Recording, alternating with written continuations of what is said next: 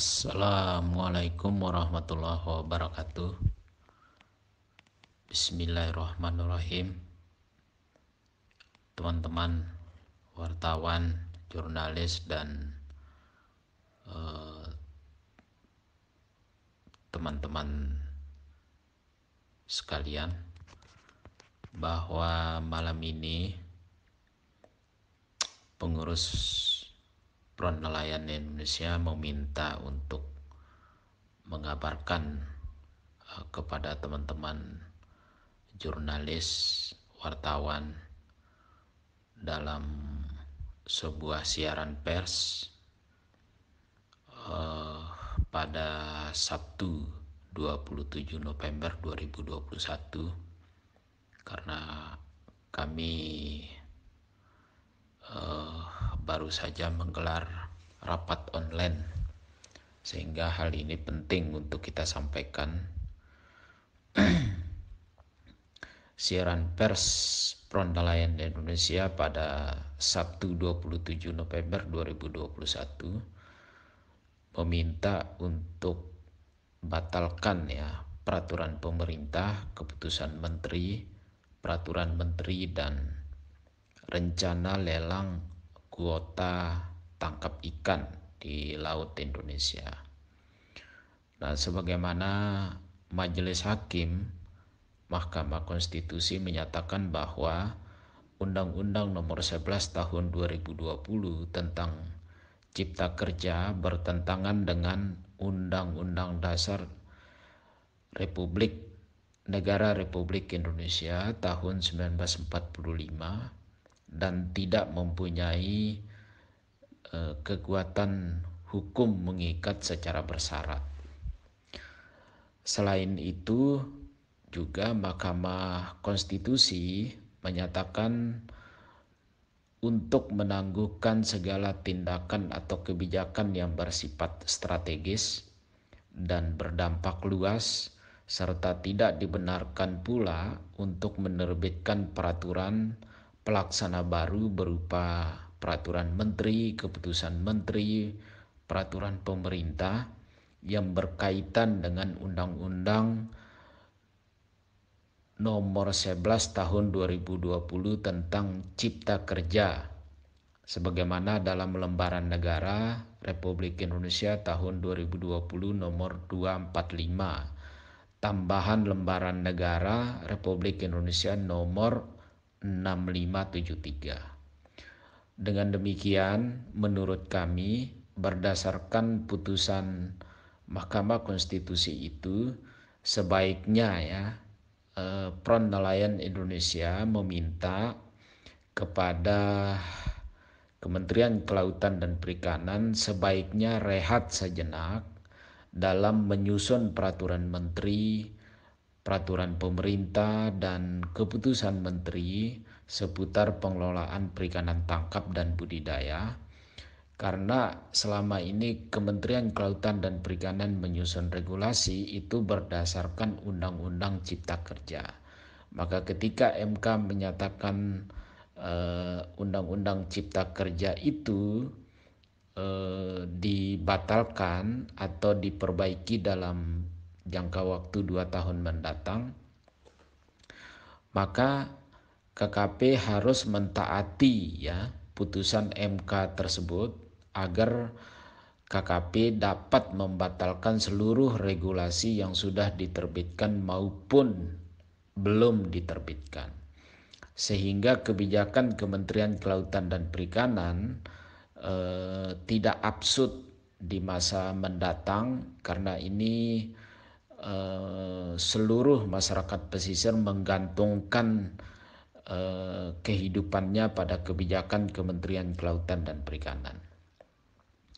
Karena peraturan turunan yang sebagian sudah diterbitkan seperti PP 85 tahun 2021 tentang kenaikan tarif pendapatan negara bukan pajak, kemudian keputusan Menteri KKP nomor 75 tahun 2021 tentang mekanisme penarikan PNBP perikanan, dan keputusan Menteri nomor 98 tentang produktivitas kapal perikanan serta Keputusan Menteri Nomor 97 Tahun 2021 tentang harga patokan ikan untuk penghitungan pungutan hasil perikanan.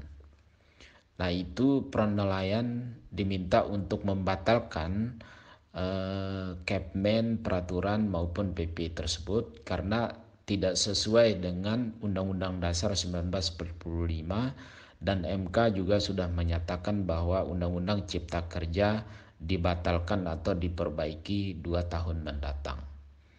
Nah, seluruh kebijakan, rencana kebijakan yang ditopang oleh regulasi-regulasi yang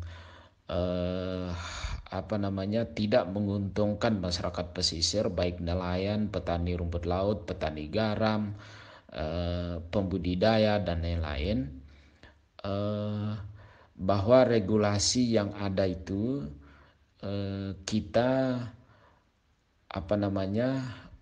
mencurigai atau menduga ya bahwa regulasi tersebut memberi karpet merah pada pihak asing untuk menguasai laut Indonesia dengan sistem ya pintu utama kenaikan PNBP tadi melalui PP 85 ya tahun 2021 dengan sistem penarikan PNBP melalui sistem kuota, pasca bayar dan pasca produksi. Maka regulasi-regulasi tersebut yang bertentangan dengan Undang-Undang Dasar 1945 dan Asas Pancasila, Kementerian Kelautan dan Perikanan harus segera mencabutnya dan berhenti membahasnya.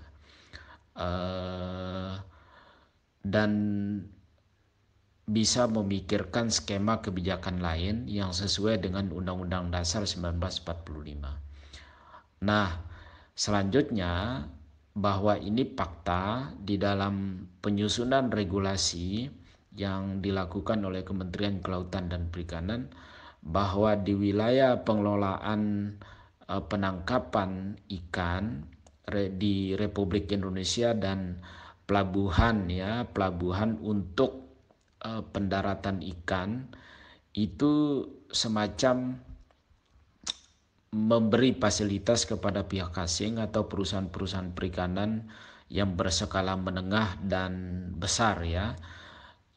Tentu perusahaan-perusahaan itu mengajukan tender kuota tangkap ikan itu, mereka harus memiliki modal 200 miliar sebagai syarat mendapat kuota tangkap ikan ya, dan membayar PNBP memakai sistem pasca bayar dan pasca produksi.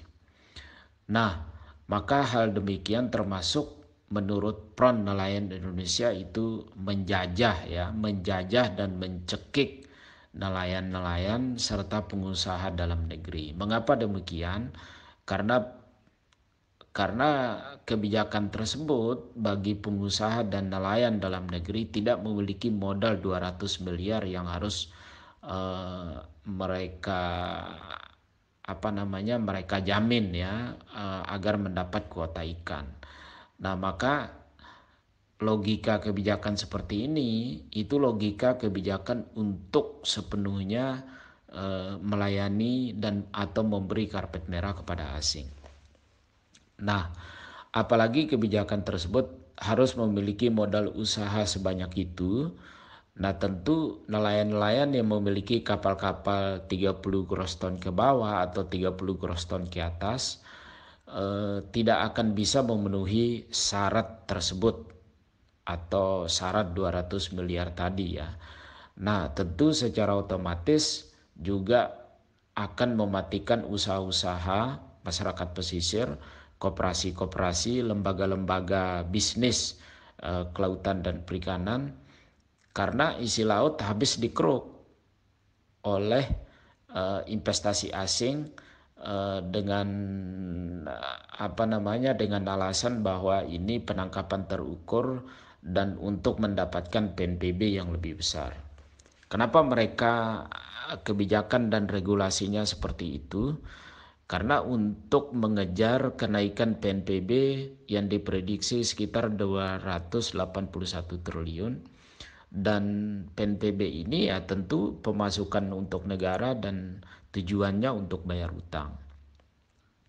Nah, maka dengan kebijakan dan sistem seperti itu, nelayan pribumi tidak akan dapat apa-apa. Itu ya, teman-teman. Nah, artinya rencana kebijakan lelang kuota tangkap ikan itu tidak sesuai dengan pasal 33 ayat 1, ayat 2, dan ayat 3 Undang-Undang Dasar 1945. Kementerian Kelautan dan Perikanan harus batalkan secara rencana lelang kuota tangkap ikan tersebut. Jangan jadikan alasan bahwa pemerintah membutuhkan investasi untuk membayar utang, membutuhkan peningkatan kerjasama dengan berbagai negara lain melalui investasi mengeruk laut, ya kan, atau menggorang laut dengan menangkap seluruh biota laut seperti ikan. Nah, ya itu akan mengalami atau melemah, akan mengalami atau melemah ya perikanan tangkap dan budidaya serta pengolahan produk-produk perikanan maupun industri-industri nasional yang selama ini dibangun secara gotong royong. Apalagi dengan zaman pandemi dengan kesulitan pengolahan produk perikanan dan pemasaran, itu tentu menjadi tantangan yang sangat luar biasa untuk membangkitkan kelautan dan perikanan. Dan mestinya kebijakan kelautan dan perikanan itu harus berorientasi pada nasionalisme laut ya, nasionalisme Indonesia, tentu mementingkan masyarakat-masyarakat pesisir atau rakyat Indonesia itu sendiri agar kebijakannya sesuai dengan Undang-Undang Dasar 1945. Nah, maka dengan skema rencana regulasi atau kebijakan tersebut, KKP harus dibatalkan. Jadi tidak boleh dilanjutkan kebijakan-kebijakan seperti itu. Karena ke depan sangat khawatir modus kebijakan tersebut mengarah pada illegal fishing. Ya tentu mengarah pada illegal fishing itu maksudnya kalau yang disetujui oleh Kementerian Kelautan dan Perikanan kapal ada 1.000 kapal asing yang memenuhi tender lelang kuota itu dengan modal masing-masing 200 miliar misalnya. Karena nelayan domestik, nelayan di Indonesia nggak mungkin punya modal 200 miliar. Hanya kapal asing dan perusahaan asing yang punya. Jadi mereka akan berlomba-lomba mengeruk laut Indonesia, atau dalam istilah saya mereka akan menjadikan sirkuit internasional laut Indonesia itu sebagai tempat balapan nangkap ikan. Dan itu sudah pasti akan terjadi illegal fishing dan lebih mengarah pada monopoli oleh perusahaan-perusahaan perikanan asing yang berskala besar dalam melakukan kegiatan tangkap ikan di laut Indonesia. Nah, teman-teman jurnalis dan wartawan yang saya hormati, nah belum lagi soal perizinan yang masih marak terjadi penyalahgunaan dokumen-dokumen perizinan penangkapan ikan maupun dokumen perkapalan. Itu sangat marak sekali kalau di seputar kelautan dan perikanan. Ya salah satunya adalah terkait rencana kebijakan yang mendahulukan status perusahaan perikanan asing yang berskala besar dari ya asing itu dari luar negeri ya, mungkin kapal-kapal negara lain.